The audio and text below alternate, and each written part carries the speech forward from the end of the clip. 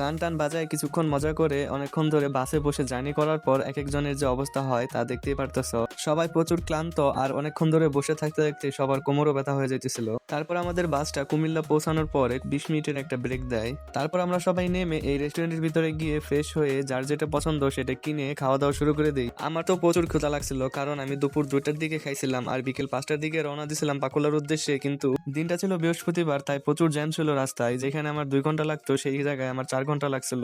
আর পাকুল্লা পৌঁছানোর পর বাস আসবে আসবে বলে আর খাওয়াই হলো না, তাই এখন কিছুটা খেয়ে নিলাম। প্রায় 12 ঘন্টা পর হালকা কিছু খাওয়ার পরে একটু ভালো লাগতেছিল। তারপর বাইরে এসে আমরা সবাই মিলে 1 কাপ করে কফি খাই। সবার খাওয়া দাওয়া শেষে আমাদের সময়ও শেষ হয়ে গেছিল, তাই সবাই যার যার মতো যার যার সিটে বসে পড়তেছিলাম। এখন প্রায় 3টার মতো বাজে আর এখান থেকে কক্সবাজার যাইতে আরো 6-7 ঘন্টার মতো লাগবে। তো এখন একটা লম্বা ঘুম দেই, তারপর দেখা হচ্ছে পরের ভিডিওতে।